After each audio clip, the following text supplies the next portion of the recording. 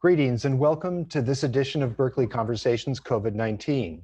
I'm Dan Mogila from UC Berkeley's Office of Communications and Public Affairs. Today we'll be talking about the pandemic's profound and still unfolding impacts on the presidential election and American politics. No aspect is being left untouched, from the basic mechanics of voting to the core issues at the heart of the campaigns. Our panelists today are Henry Brady, Dean of the Goldman School of Public Policy and an expert in electoral politics and voting. Erwin Chemerinsky is the Dean of Berkeley Law and one of the country's leading constitutional scholars. Sarah Anzia is an Associate Professor of Public Policy and Political Science at the Goldman School and the Department of Political Science. Her areas of expertise include elections and political parties. Bertrall Ross is the Chancellor's Professor of Law at Berkeley Law. His areas of study and expertise include voting rights and marginalized communities. Philip Stark is the Associate Dean, the Division of Mathematical and Physical Sciences, and he's a Professor of Statistics.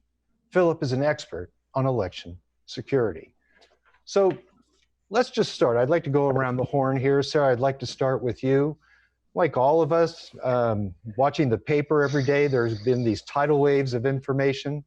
Sarah, what are you noticing from your academic perspective? What are you taking note of? What are you really watching closely right now? And I'm going to ask all of you that same question. I guess what's been most interesting to me is that these days, with everything being so intensely partisan, that whatever candidates or elected officials do or say, we're trained to look for the partisan motive in it. And in part, that's because there probably is one. But right now, in the current crisis, so much is up in the air that even if candidates and elected officials were only trying to gain an edge for their party, it's not obvious always how they would do it. So it'll be really interesting to see how this shakes out for the major political parties in November. Got it. Erwin, let me come to you. The legal perspective. What are you noting? What are you watching? Will the November 2020 election be conducted in a way that facilitates people being able to vote in a manner consistent with public health? Very worried about whether or not we're going to have the ability of people to all get to the polls or have absentee ballots available in a way that they can all be counted. Bertrall, your turn. Yes, my principal worry is on the disparate impact of whatever procedures that are put in place to try to conduct an election in a fair and healthy way. What we've seen in terms of the impact of COVID-19 is that it has had a disparate impact on minority communities, Black and brown communities throughout the country in terms of hospitalization and death rates. And that's going to stoke some fear into these communities with regards to voting, especially if voting takes place in a way that makes them feel that their health is at risk. So that's one of the principal worries that I have on my mind. Henry, what are you watching? What are you concerned about? Right now, I'm looking at the fact that the Trump administration has decided to make an enormous political and policy bet. And the bet is that they can reopen the economy, that the economy will come back in time for the election, and that COVID-19 won't re-erupt in a way that will either stifle those efforts and or kill lots of people. It's an extraordinary bet. Mr. Trump was hoping that his popularity in terms of the way he ran the economy would get him reelected. Now with the unemployment at 15%, he's taking a different tack. Philip, from the point of security, cybersecurity, election security, what are you watching? What are you concerned about? Well, to some extent, all of the above. I'm especially concerned about the push that some states are having to allow online voting, online return of voted ballots, which is about the most dangerous thing we could do in elections. I'm also concerned about rolling out voting by mail for everyone without doing it in a careful, thoughtful way. Decisions need to be made relatively quickly in order for there to be capacity to do that. There are states that have experience than others, but biggest concern is online voting. Second biggest concern is vote by mail that isn't done in a considered, thoughtful way. So I think just this first round of answers points to the incredible array of issues and complicated issues at that. But I want to go, Erwin, to you with a very basic question. And it's a question that I'm not sure ever has really been asked in the past in America. Will we even have an election? There is concern that it could be canceled, it could be delayed, that the president could call it off. What does the Constitution have to say? Yes, there will be an election. That's the answer from the Constitution. And I know this in people's minds because just the other day, Poland canceled its national election 4 days before it was scheduled to occur. I think the starting point here is the 20th Amendment to the Constitution, and it says that the president's term ends at noon on January 20th. That's, of course, true of the vice president as well. So if there wasn't an election held, then on January 20th, succession takes place and the Speaker of the House of Representatives become the President of the United States. I think that by itself will ensure an election will be held. Now, the timing of the election is set by Congress, and since 1845, the federal statute has said it will be the Tuesday after the first Monday in November, and so it will be Tuesday, November 3rd. Congress conceivably could change that statute and alter the date. That seems unlikely. Also, the date at which a state has to choose its electors for the Electoral College, the date at which the electors vote in the Electoral College is determined by statute. That could be changed by Congress. But ultimately, there will be an election and there will be an inauguration of the president on January 20th, 2021. And let me follow up really quickly, 2 follow-ups. First of all, we're an administration that many observers believe has disregarded or really changed some important norms. Despite what you say, what do you think the scenario would be if the president says, I realize what the Constitution says, but we're in extraordinary times here? How would that play out, do you think? There is no provision of the Constitution that would allow the president to do that. Even during the Civil War, even during World Wars, in fact, even during the Spanish-American flu, there were always elections held on schedule. No matter how deferential this court might be to the president, it's not going to be if it's about canceling the November elections and declaring himself to continue in office. I think that it's unthinkable, even if the pandemic flares up again in the fall, that there's not going to be an election held this November. Okay, last question for now on the legal front. What about on the state level, on the local level? What does the Constitution have to say there? And is it more likely perhaps that state elections could be delayed? Each state conducts the election within it. And the states, of course, administer the election process, and they decide whether it's going to be where the polling places will be located. They decide if they're going to allow vote by mail. They even decide if there's going to be online voting. The one interesting provision of the Constitution here is that Article 2, Section 1 says that each state, through its legislature, shall decide the manner of choosing its electors in the Electoral College. It is conceivable that a state legislature could say, we're going to choose the electors from this state to the Electoral College rather than allow the voters in this state to be able to have a say. I don't think that's likely. I think that it would cause such an outrage because people would be denied the ability to choose the electors from that state. But there is a constitutional provision that would allow it. Okay, so Sarah, hoping and assuming that everything that Erwin says is correct, and it usually is, let's talk about the election from 30,000 feet. And I'm going to ask a number of you to weigh in on this. How do you think that this crisis is going to affect the presidential election? Does it improve somebody's chances, Trump or Biden? What's your crystal ball telling you right now? I don't have one. I can't tell you what's going to happen in November. I will say that there is this perception that a lot of people have that what's going to happen over the course of the campaign is going to matter a lot for the election. So one candidate does really well in a debate, there's some scandal, that's going to move voters and affect the outcome. But actually, political scientists have shown that there are a lot of, you can do a pretty good job of predicting at least the popular vote using a couple of fundamentals that you can measure well in advance of the election. The first one is the state of the economy, and not the economy during the president's full term, but the economy in the election year. So if you have more economic growth in the second quarter of the election year, that's going to translate into greater vote share for the incumbent president's party. The second is presidential approval ratings, right? So it's more about the hand you're dealt than how you play the cards. And you can see this as kind of a referendum on the president's party. Well, what does that then mean for 2020, November 2020? We don't know yet how bad the economy will be this year, how fast it's collapsing in the second quarter, but it's not good. Okay, so there's that. President Trump's approval ratings are not great. They're okay.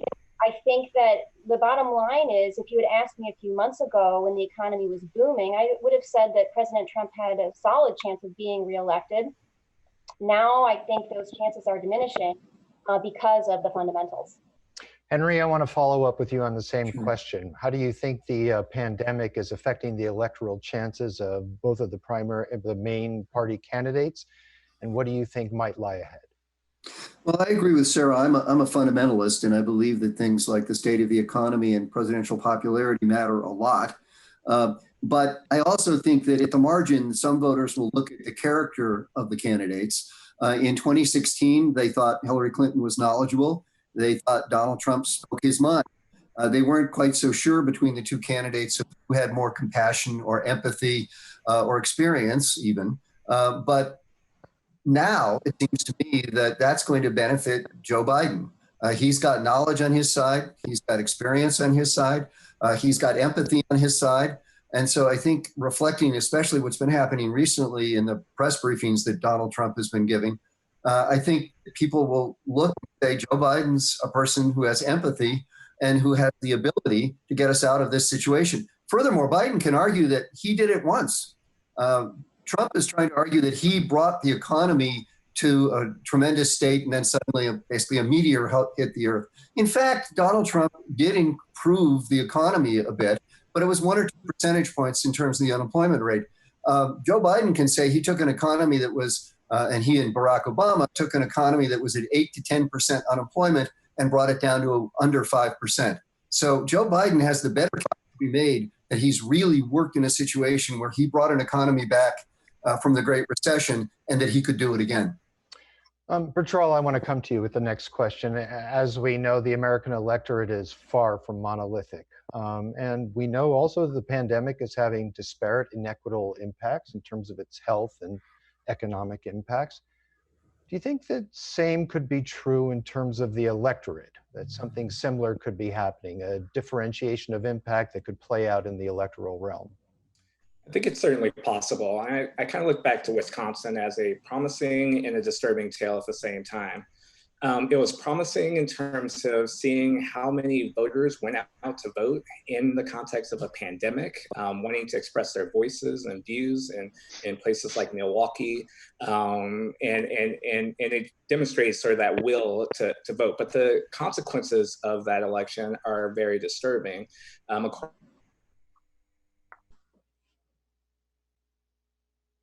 So we seem to have lost Sorry, we lost you for the last part of your answer. Oh, I'm sorry. Repeat it. No problem. I'm sorry. Okay, so it's promising and disturbing features of Wisconsin, and I'll focus on the disturbing features, assuming you all can hear me now. We got you. Okay, good.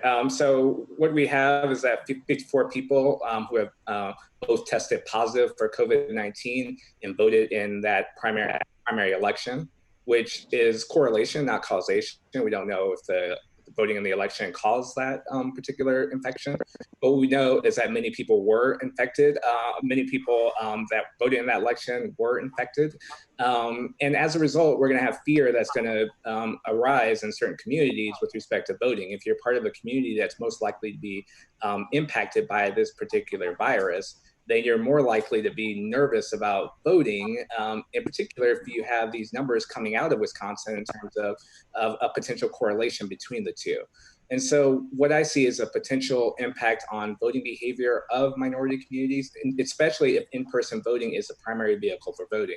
And I'm a bit of a realist with respect to all mail elections, in the sense that it may be sort of the ideal thing that we could do, but I don't see states as having the will to implement all mail elections. There are 29 states that have the option to vote by mail, 5 states that have all mail elections, but there are many states that do not.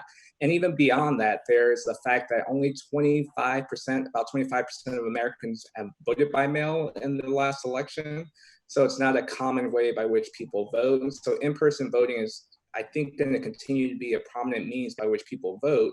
If that is the case, then I see particular minority communities as being particularly vulnerable and nervous about voting, which could turn out in a negative direction for these communities. So we're going to dive a little bit deeper into the whole process of voting, Philip, and I'm going to start with you in that realm in just a second, but I want to come back to Erwin because Bertrall brought up the issue of Wisconsin, and I believe there was a Supreme Court ruling already in Republican National Committee versus Democratic National Committee around the Wisconsin primary. What is that rule? What was that ruling, and what does it portend for the November election? I found it very disturbing, and it fits very much with what Bertrall was saying. The Wisconsin primary was going forward.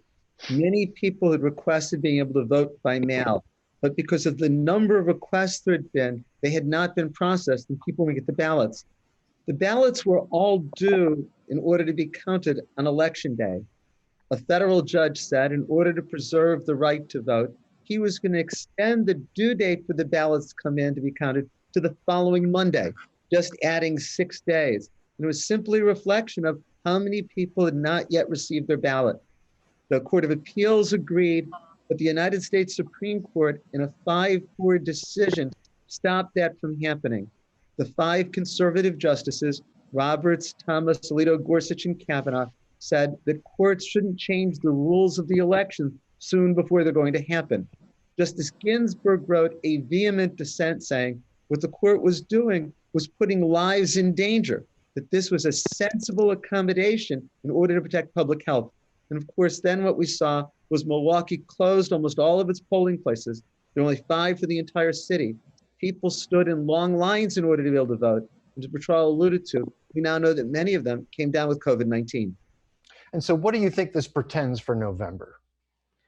Well, I think it portends many things. The fact that the justices were divided politically, with the 5 Republican appointees siding with the Republican National Committee and the 4 Democratic nominees to the Supreme Court siding with the Democrats, leads me to believe if election issues come to the Supreme Court in November, we might see it split along partisan lines, much like it did in Bush versus Gore.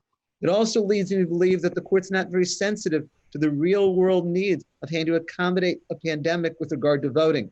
And so if judges want to change election rules soon before the election, the Supreme Court's not likely to look at that with favor.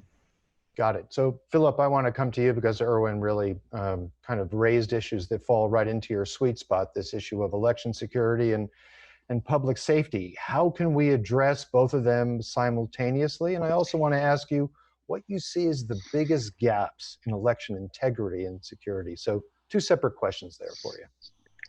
At least an hour's worth of questions.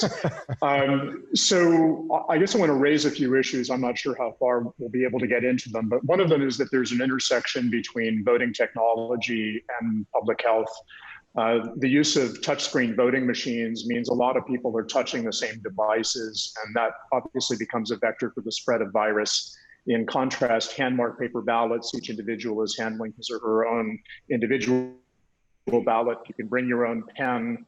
You don't come in contact with as many things, perhaps a doorknob or something like that, in order to get into the polling place. South Korea has given what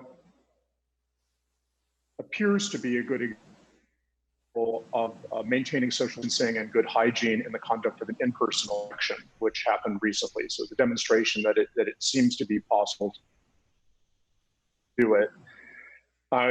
Again, as I mentioned before, we shouldn't be contemplating online return of voted ballots, internet return of voted ballots, email return of voted ballots. My joke is that if you want universal enfranchisement, online voting is the way to go. But universal means you're enfranchising Iranian hackers, Chinese hackers, Russian hackers, and everybody else who wants to meddle. Vote by mail certainly lets you to the safety of your. There are issues around election security and election integrity that come with that. They tend to be retail issues rather than wholesale issues compared to the widespread use of electronic technology. That said, it opens the door to coercion and vote selling, either within the home or through employers or others. It opens the door to widespread ballot harvesting. It introduces comments around verifying who's actually casting the ballot. Some states use signature verification. There are false negatives and false positives in signature verification, and it can also be weaponized politically, as it has in the past in Georgia, to disenfranchise minority voters by rejecting their signatures at a higher rate. So any move to vote by mail needs to be done in a considered way that ensures that there's an opportunity that voters can, first of all, verify that their election officials have received their voted ballots, have an opportunity to cure problems with signature matches and so on. There needs to be control of ballot stock. It's a bad idea to allow voters to print blank ballots at home on standard office paper. You want to be able to account for the paper that's sent out and that's returned. There's a lot of issues around this. Offering voters the opportunity to drop their voted ballots into monitored kiosks rather than sending them back through the mail. There's uncertainty as to whether we will have a postal service after June. The postal service is going bankrupt. That will obviously be a wrinkle. This is something that you need to plan for and gear up for over a period of time. The industry, the pre-sort postal industry that does these sort of things like this on behalf of election officials needs to acquire millions of dollars of new equipment and get it set up and running in time to print ballots if states want to move whole hog to vote by mail. Those decisions need to be made within the next month or so. August is going to be too late. In general, what we really want to maximize the evidence that an election can generate that the reported winners really did win. And the way to do that is, to the extent possible, have hand-marked paper ballots where for voters who have the dexterity, ballots by hand, assistive technology for those who can't. Want those ballots to have secure chain of custody. The mail is not secure. There's real issues around that. You want them tabulated perhaps electronically and then audited robustly using statistical methods to ensure that the winners according to the vote tabulation equipment are the winners that a full hand count would find, the winners that are supported by the paper trail. There are a lot of these pieces in place in different states, but in general, things are a bit of a mess. So I think you've all succeeded in the first 20 minutes of this conversation of disabusing any notion the people watching us may have had this would be a cure, some sort of cure for lack of clarity in the current context. Bertrall, I want to come back to you on the question of possibility of voting by mail. Based on your work, based on your research, do you think marginalized communities may be less or perhaps more likely to use that sort of setup? What do you think the impact will be in terms of your area of interest and expertise? Yeah, sure. So what we know from statistics right now in terms of reported voting is that in the last election, 2016, we had about 23.6% of Americans that voted by mail. That includes absentee ballots as well as normal vote by mail procedures. And if you kind of broke that down by demographics, you see that 24.7% of white voters voted by mail, 27.7% of Latinx voters reported voting by mail, and then only 17.8% of African-American voters reported voting by mail. Now that could be a product of the fact that states that allow voting by mail, there may be a disproportionately high or low number of African-Americans in those states. I just don't know whether there's a correlation in that respect. Now, what we see in California is also an interesting phenomenon in which African-American and Latinx communities are less likely to vote by mail than white voters. And so to the extent that that is another data point, it suggests that these communities typically do not vote by mail. And part of the reason that they do not vote by mail that has been based on survey qualitative evidence is a lack of trust with respect to that particular procedure, trust that their vote will be counted through that mechanism of voting. There's also a tradition and history of these communities voting in person, and it's a important part of the exercise of their civic duty and responsibility after having been deprived of the vote in so many parts of this country for so long.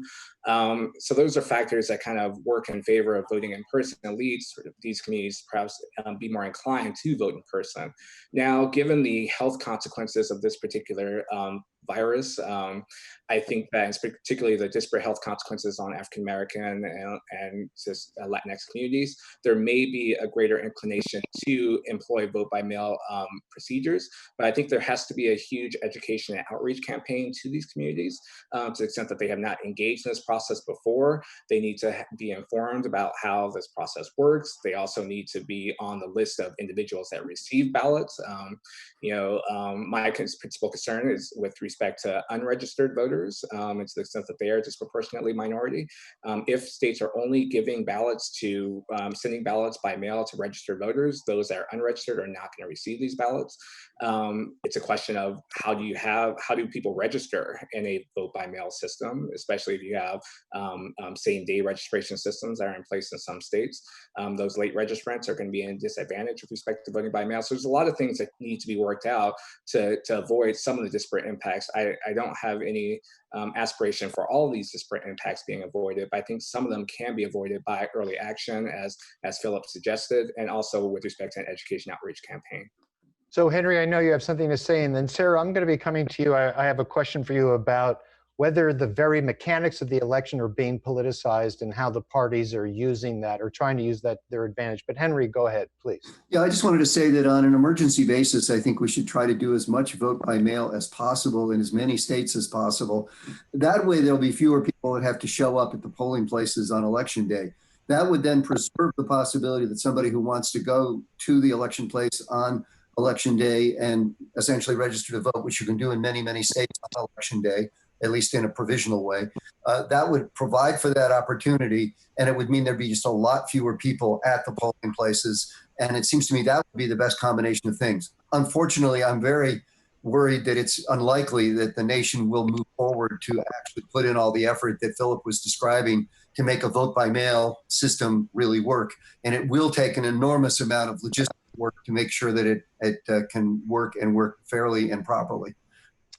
Okay, so I'm going to come to Sarah, Philip, then to you, and then I'm going to take some questions that have come in from the audience. But Sarah, what about this notion that the mechanics, the process of the election itself has become a matter of political debate? How do you think this is playing out, and what's going on here?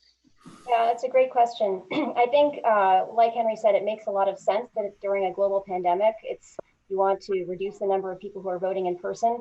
What's been interesting is that this has become a part of the vote by mail issue has been gotten wrapped up in partisan bickering. So, what's at the bottom of this? It's funny because even in normal times, the partisan implications of voting by mail aren't clear, and we're not even in normal times, so it's hard to say. I think most of the time when you increase voter turnout, people think that's going to advantage Democratic candidates because as turnout goes up, you'll get younger folks, people of lower income, less education, and those people tend to skew Democratic. But it's not that simple. It doesn't always work out that way. So what do we know from political science research on vote by mail? There's some great high quality studies coming out right now that show that turnout in places that have switched to vote by mail has increased by about 2 percentage points typically. And if there are any advantages for Democrats, they're small, and it seems like in most cases they're non-existent. It doesn't look like switching to vote by mail leads to advantages for Democratic candidates. The caveat here is a big one, though, which is that these studies are done with normal elections, data on normal elections, and that's not where we are right now. So you have to just ask yourself, what's the baseline here that we're trying to use to estimate the effect of voting by mail? The baseline is people being asked to vote in person during a pandemic. Well, what's turnout going to look like in that baseline? It's going to be down, and you might say, well, who is it going to be down most for? That's an open question. I just want to throw out there that it may be down more for older voters who are more susceptible to the virus, and older voters tend to skew Republican. So then you're trying to estimate what's going to happen if you switch to vote by mail against that unknown baseline, and it's just not clear how this all works out. One last thing I want to say is that my understanding is that there are certain key states that it will be really important to the 2020 election that already allow people to vote by mail without an excuse. So, that's another thing to factor in here. Which states already allow people to use an absentee ballot without an excuse? And my understanding is that places like Wisconsin, Michigan, Florida already have that option in place. Philip, you had something you wanted to add. Yeah, 3 or 4 different things. So one, just to pile on there, it isn't really clear how informative historical experience is with regard to the effect of vote by mail as an emergency during a pandemic. Historically, the boost has been, I think, on the order of a couple of percent and hasn't systematically favored either party.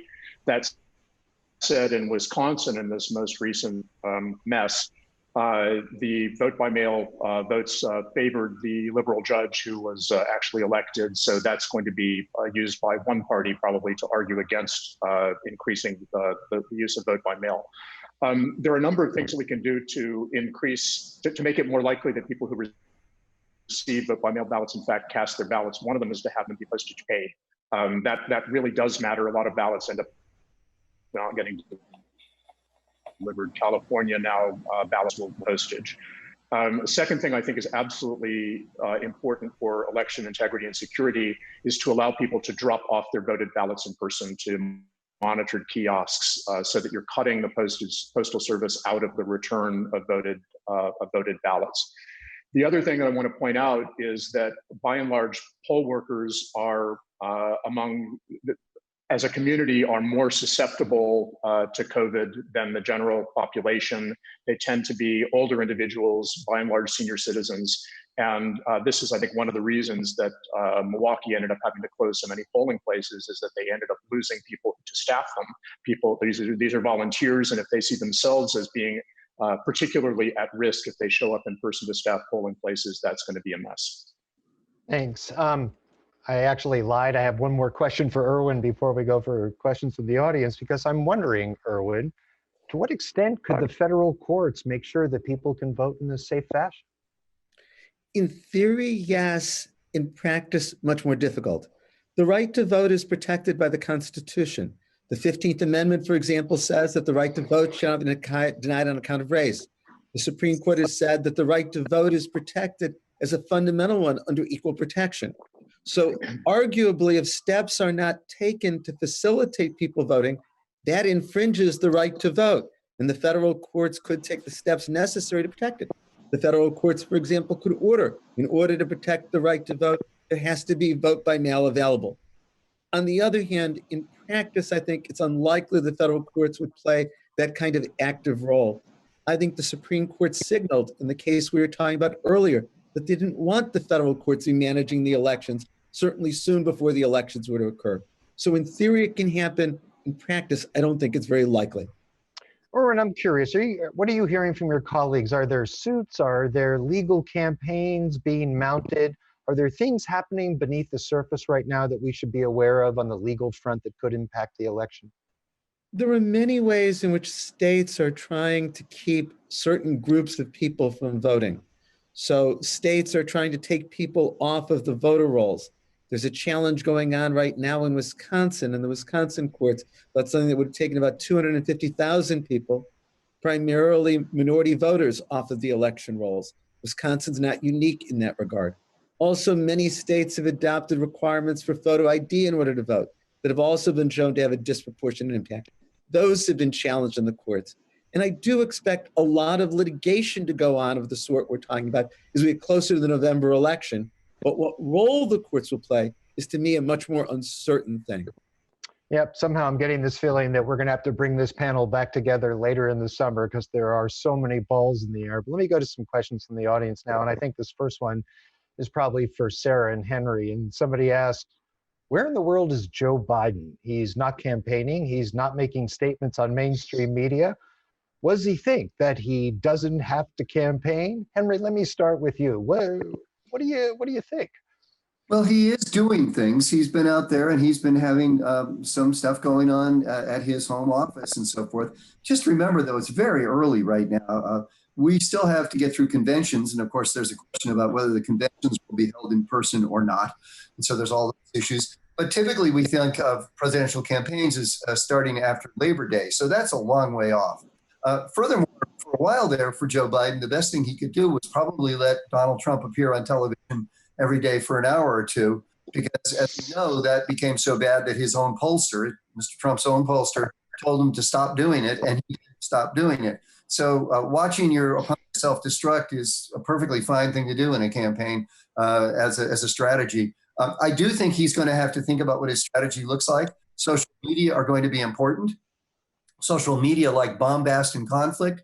Mr. Trump's an expert at that. Joe Biden's not very expert at that. He's not very expert at social media. So his campaign is trying to focus a lot on pushing the idea that he's compassionate and empathetic, which is his strong point. And I do think that's the difference that could really help him get into the White House right now, because people are certainly looking for somebody who can take care of them. Got it. Sarah, what do you think about the Biden campaign and its the first few weeks since it became clear he'd be the nominee? Well, I agree with Henry. I think that right now, with the way things are going, again, going back to the fundamentals, in some ways, things could look pretty good for Democratic wins come November. So why not sit back and watch Republican leadership in many levels of government fumble around with this really, really difficult situation? Politically, if you're in the hot seat of governing right now, it's just tremendously difficult to balance what to do, because if you, I'm referring more to governors here at this point, but shutting down the economy is the best thing to do to slow the spread, and yet people are hurting, and this is really having an impact on people. And if you're successful in doing that, it's going to look like it was all an overreaction, right? It makes you vulnerable to criticism. At the same time, if you open things up early, then you're allowing the virus to spread. So I just think, in some ways, it's the people who are having to govern through this very, very politically difficult situation that are in the most difficult position. And, in some ways, if you're not in that position, it's a much easier job. So that leads to another question. I mean, social media sort of came up naturally. I mean, I think we're all anticipating that if there is going to be any in-person campaigning, it's going to look different. It's going to be highly restricted. And so we had a question from the audience, which is, how outsized do you think the role of social media is going to be in this election, given the pandemic? And I actually want to, again, sort of go around the horn here. And actually, Philip, I want to start with you, because social media is also an area that, based on what we know from the last election, was a playground for the Russians and those who wanted to interfere in the election. So this is beyond my real expertise. It's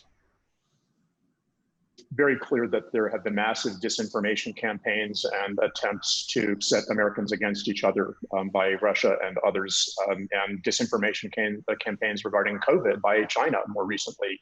I'm very concerned that kind of the balance of trust is really shifting, that there are, in fact, people who believe that COVID itself is a hoax still at this point. If you're one of those people and you see unemployment rates at 15% or higher and in excess of 25% in some states, it seems like even the possibility of civil unrest isn't unthinkable. So there are parts of the country that are still relatively unaffected by COVID, and for them, it's easy to believe that this is all just a fiction. How that affects the election, I don't know. I'll shut up because I'm outside my depth here. Bertrall, let me come to you, because this obviously, a greater reliance on social media, less reliance on in-person campaign events means that the fundamental way that information is disseminated during the election is going to change. Do you think that's likely to have a disparate and differentiated impact across the various demographic groups? I mean, it's possible. I think that the cost of losing in-person campaign events, canvassing, which is a critical information delivery source to voters, not only about, how to vote, where to vote, and things like that, but just information about candidates in a way that is a little bit more trustworthy than social media tends to be. I fear that with respect to social media, there has been not only sort of disinformation campaigns about sort of from the Russians about Trump, or the Chinese about or in favor of Trump or or not. It's more in terms of how traditionally disinformation campaigns have worked in the past, in terms of misleading voters as to when election day is, misleading voters as to whether they're eligible to vote, misleading voters in ways that have disfranchising effects. And I think that those are the disinformation campaigns I'm primarily worried about when we shift a lot of the information delivery to social media. And I think that it's just easier to proliferate that information through social media. And if there aren't any sort of in-person trustworthy sources to get information from, then that could lead to sort of a damaging effect on turnout in these minority communities that I'm primarily concerned about in my research. Got it. Next question from the audience. Erwin, this comes into your sweet spot. This person says, I'm curious how a situation like the Supreme Court case Bush v. Gore from 2000 could happen in 2020. Could you discuss the role of the Supreme Court in the legislature if there is a potential violation of the Equal Protection Clause? There are so many scenarios that could lead to litigation that ultimately ends up in the United States Supreme Court. What happened in Florida was a disagreement over whether to continue to count the uncounted ballots or whether to halt the counting. The Florida Supreme Court said we should count every ballot. Yet the United States Supreme Court a few days intervened and said, no, it believed that Florida wanted to honor the safe harbor provision for the Electoral College, and therefore the Supreme Court ordered an end to the counting in Florida. We couldn't have possibly imagined that scenario before December of 2000, and so we can't imagine now the scenarios that are going to happen after this November election. The one thing that ties this question back to the prior one is we've got to expect that this is going to be a very close election. The red states we can expect are going to be going for Trump. The blue states are going to go for Biden. But then it's going to come down to the same states as before: Florida, North Carolina, Pennsylvania, Michigan, Wisconsin, perhaps a couple of other states. The last election was decided by 77,000 votes in just a few states. That then means small things can make an enormous difference, whether it's social media or the outcome of one state, like Florida in 2000. So I want to come to our political analysts, you have all been doing that to a certain extent, and I'm talking about Henry and Sarah. And Henry, I want to start with you, and then Sarah, come to you. So let's step back again. How do you think this extraordinary situation is playing out in terms of benefiting or harming each party and their electoral chances on both statewide and national levels? Henry? Well, I think right now, at the national level, with respect to the presidency, I think it's obviously harmed Donald Trump immensely. He was going to, again, as I said earlier, campaign on the fact that he brought the economy to an extraordinary state, and maybe you don't like him, but nevertheless vote for him because the economy is so good. He can't make that argument anymore. I'm not even sure he can make the argument, as he's trying to do now, that he's going to bring the economy back again, because I think Biden can trump him on that. So at the presidential level, it's, I think, pretty clear that the Republicans are the loser here. And I think they're also maybe the losers at some of the congressional races as well, given that they've been in power during this period. In the states, it's going to just vary all over the map, depending upon what the governor did and how well the governor's judgment is assessed after the fact. Right now, for example, Governor Newsom, Governor Cuomo of New York are both riding high on the fact that people think they've handled the crisis very, very well. Governor Hogan, also of Maryland, Governor DeWine of Ohio, and their popularity ratings are through the roof. And in fact, one of the remarkable things is how some of the governors have these extraordinarily high popularity ratings, and Donald Trump's popularity rating went up 2 or 3 percentage points, and it just fell back right down. So Donald Trump's not getting much advantage, but some of these governors, at least at the moment, are getting tremendous advantage. I think the biggest thing about this campaign is the volatility. It's really hard to know how it's going to end up. If Donald Trump wins his bet and we open up America and the economy comes back a bit, and there's not a lot of COVID cases, then he might have a chance of winning. I think that's unlikely, to be honest. But if, in fact, he loses his bet, I think the Democrats actually will have a tremendous victory because people will be so upset about Donald Trump's leadership. Before I turn to Sarah, I want to push back on something, Henry, because it seems to me like the Republicans and the president could say something along the lines of, well, this isn't a case where our policies or our failure in policies had anything to do with the economic collapse. I mean, in those situations, it's like the Pottery barn rule. You broke it, you own it. Right. But in this case, it was, wouldn't they argue, this was something external beyond our control. We did our best. Bipartisanship arose. Amazing bills and financial aid was provided. We did all that we could. I think the problem with that story is that there's been research that shows that members of Congress who live in districts in New Jersey, for example, where there's been shark attacks, which presumably they had no responsibility for. Shark attacks just occur. Nevertheless, that hurt their reelection chances. So if bad things happen on your watch, you get blamed for them. Now, it's possible for you to try to say, well, I got to the beach quickly and I tried to help the shark attack victim and so on and so forth.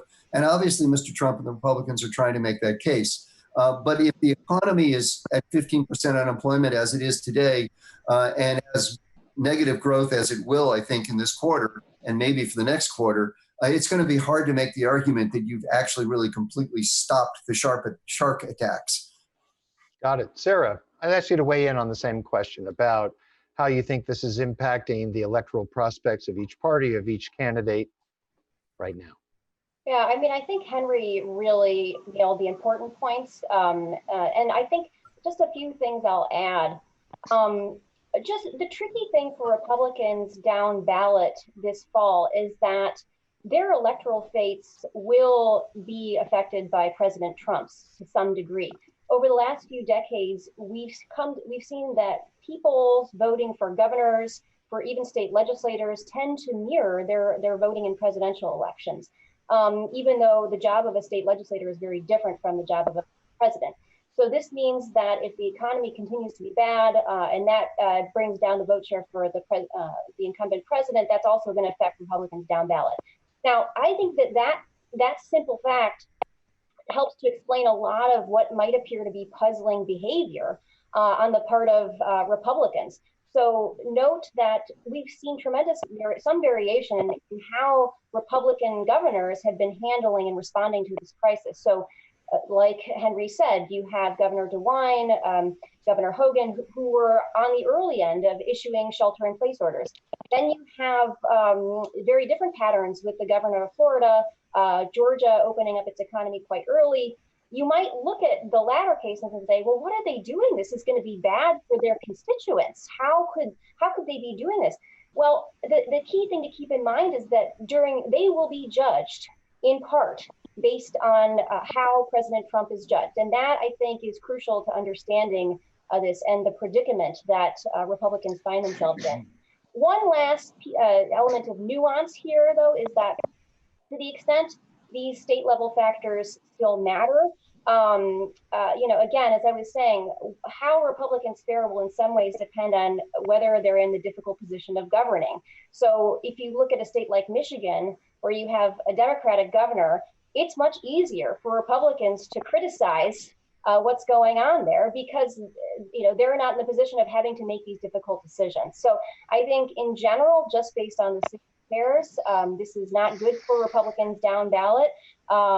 It bodes well for Democrats, at least as things stand right now, but there are a lot of things up in the air. Sarah, what do you think about the extent to which each party might be using the pandemic in an opportunistic fashion to advance parts of their agenda that may not be directly related to the pandemic? Well, a couple of examples I'll say. I think I'll say something about Democrats and Republicans. On the Democratic side, you're starting to hear arguments being made, such as maybe this crisis is the moment for pushing Medicare for all or universal basic income. And I think setting aside the policy merits, I think that in terms of electoral strategy, I'm not sure this is the right moment to be vocal about those things because, for exactly the things we've talked about, you're not worried about progressive Democrats in California voting for Trump. You're worried about moderate and independent folks in Michigan and Wisconsin voting for Trump, or maybe defecting to Justin Amash or something like that. On the Republican side, a couple of things. I think this is an opportunity for Republicans to try to steer federal stimulus dollars to states that are going to be important in the election. We know that after natural disasters, politicians do try to steer relief funds to states that are going to be helpful to them. I do think we should be careful not to make this, really read into this too much, but an example of that is the way people reacted to Senator Mitch McConnell's argument that we don't want to send federal money down to the states. We let the states go bankrupt.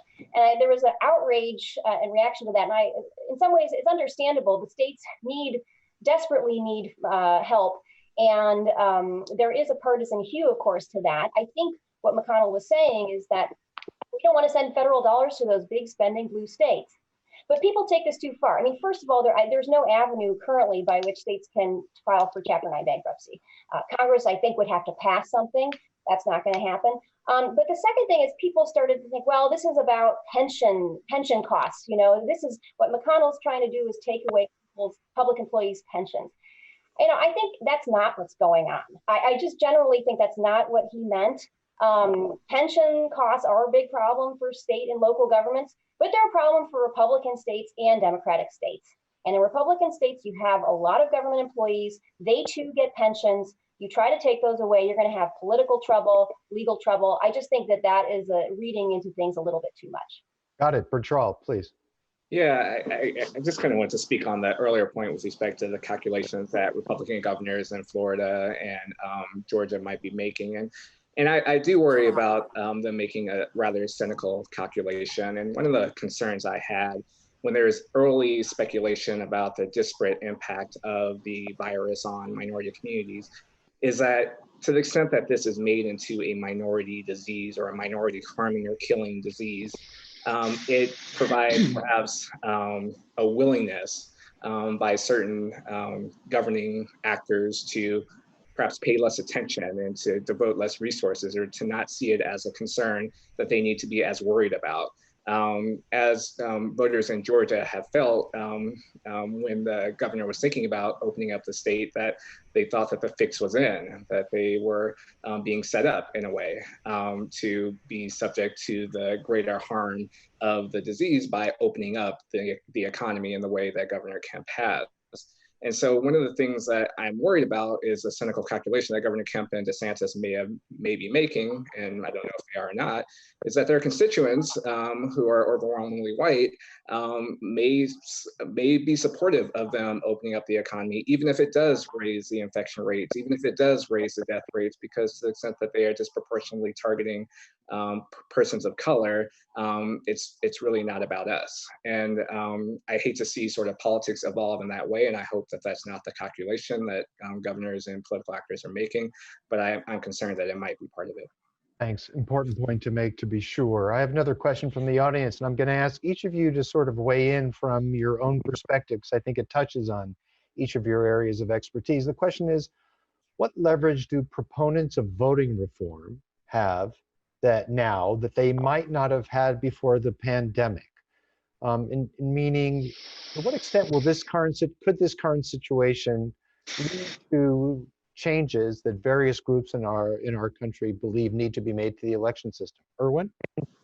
I think this gives great emphasis for and impetus for voting by mail. When you look at what happened in Milwaukee, where they could only open 5 polling places, where people stood in long lines that risked their health, I think that this will create real pressure for this election and future elections to go to some kind of vote by mail system. Philip, what do you think about changes in the area of how we vote, about the extent to which this might accelerate movement in that direction? So I agree with Erwin. I think there's a lot of pressure to expand online voting and to expand vote by mail. The people who are advocating online voting are not election integrity advocates. Some of the people who are advocating vote by mail are.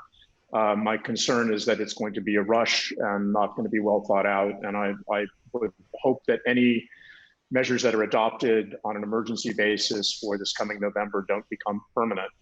Another election integrity battle that this figures in is the battle over touchscreen voting machines, touchscreen ballot marking devices, because there's a very legitimate public health argument that having fewer people touch stuff is better. Those are I think the main things that I see here. I am a little worried about issues around chain of custody for vote by mail and opening the door to coercion vote selling, although I think that that's something that we should probably just suck it up and deal with it for this coming November. But opening the door to more online voting would be absolutely a disaster. Henry, what do you think? New leverage for proponents of election reform? Well, I was in Florida in 2000 with the butterfly ballot case, and it's been a great sadness to me to see 20 years later, we still don't have a voting system that's really worthy of a country as great as America. And it's just a shame.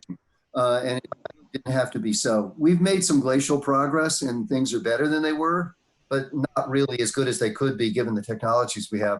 Furthermore, my biggest thing that I think we should be thinking about is same-day registration and easier registration for people. And I'm not sure how the current situation is going to lead to more of that. There's no reason in the world we couldn't have a situation where somebody could walk into the polls on election day and cast at least a provisional ballot. They can do that in many states, but not every place. And maybe even one that's more than provisional, given we could have information systems that could quickly check to see whether they had voted elsewhere and whether they really were, in fact, permitted to vote. So that's what I'd really like to see. And it seems to me that would be the best thing for democracy to really move us along. Bertrall, you clearly have your ear to the ground. What do you think? Helping or hurting the cause of election and voting reform in the future? In the current partisan context, it's very hard to get any reform through. And then after elections, people forget about it. So it's a little bit hard. But I think this might be an election that people will remember, and it might give greater impetus towards greater nationalization of federal elections, at least. We had this push after Bush v. Gore, and that resulted in the passage of the Help America Vote Act. I imagine that, if the Democrats were able to take control of offices at the federal level, that one of their pushes would be towards national voter reform. They had H.R. 1 as one of their bills that they put forth, which had a package of electoral reform procedures contained in it. It was agreed upon and voted out of the House, but the Senate got nowhere in the Senate. I could see more national reform proposals being put forth and perhaps even adopted that would create a greater uniformity in election procedures. Sarah, anything to add? I'll just keep it quick. I think it's encouraging that in this moment, people are paying attention to vote by mail. That's good that we're talking about it and the weighing the benefits and costs. I just want to say that there are so many different election rules that affect how many people vote and who votes and how they vote. We're still not talking about most of those, right? Because they're not as directly relevant to the crisis. And I think generally it would be great to pay attention to some of these other reforms that may even have bigger impacts on turnout and outcomes. So, Bertrall, I want to come back to you with something. Obviously, you've expressed concern about the disparate impact on marginalized communities. And so what can we do? What should we be thinking about in terms of protecting their voting rights and supporting their participation in the upcoming election? I think it's an education outreach program that is being led by trusted individuals in those communities. It has to be community-led in terms of having folks that people know and trust or have some familiarity with leading these campaigns to provide both the information necessary to understand how to engage in different voting processes. If they're going to engage in vote by mail, there has to be money devoted to really making in-person voting safe along the South Korea lines. The CARES Act, which was the relief reform bill that was passed by Congress, devoted $400 million for election safety.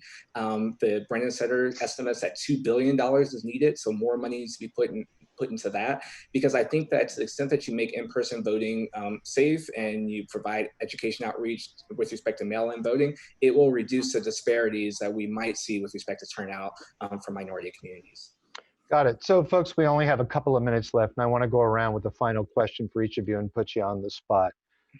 All told, do you think there's threat or opportunity now? How concerned are you? And what are you going to be watching in the weeks and months ahead? Erwin, let me start with you.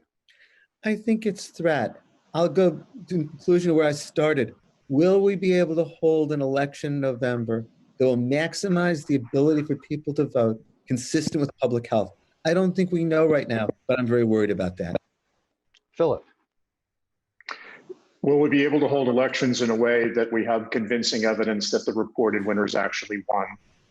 Or are we going to have to take it on faith? Is that going to lead to public unrest? Are we going to have a peaceful transfer of power, assuming or continuation of the hauling of power? And concerned or opportunity or threat? Where do you fall out? I'm concerned. Yeah. Got it. Bertrall, same question. Are you all told, do you think there's opportunity or threat here? And what are you concerned about in the months and weeks ahead? I think this election could represent the greatest existential threat to our republic in terms of elections that we've had. I don't mean to sound too dramatic about it, but given the importance of what's going on around us in terms of this particular crisis and the economic collapse that we're seeing right now and the potential for civil unrest that Philip spoke about, I see that as a major threat that surrounds this particular election if it's not seen as a legitimate election. And it could be seen as illegitimate because of barriers to turnout. It could be seen illegitimate in terms of counting votes.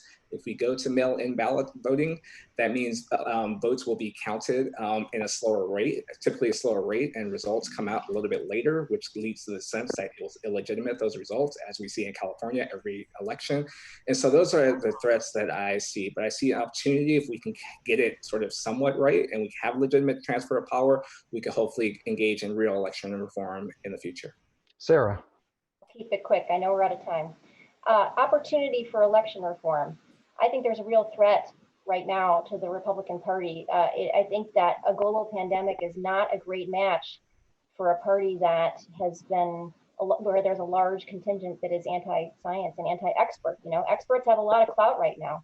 80% of people think that shelter-in-place orders right now are what we need to do, including the majorities of Republicans. How this all shakes out is going to be really interesting to see. And I think that this is a real moment to figure out what's going to happen to the Republican Party and the ways it's transformed over the last few years. Henry, you've got the last word. Well, there may be some opportunity in this, but mostly it feels like threat, I think, to almost all of us right now. And I'm especially worried about the polarization in America and about the separate narrative that are developing. There's a narrative on the right that says that this is just a bunch of crazy experts who have sort of made up models and made up ideas about how COVID could hurt people. And the distrust of science, the distrust of government is really worrisome to me in the long run. And then on the left, I think there's more faith in government. Personally, as a public policy school dean, I think that's a good thing. But that means that we just have tremendous difference of opinion in America. And the more those get riled up and the more they get emphasized, I think more at peril we are. I want to thank you all for what's been a fascinating, if pretty sobering conversation. And I do hope we can draw you together again as the electoral process continues. I want to thank everybody for tuning in. Be sure to check the Berkeley Conversations webpage for information about upcoming events. And in the meantime, stay safe, be well, and please keep your distance. Have a good weekend.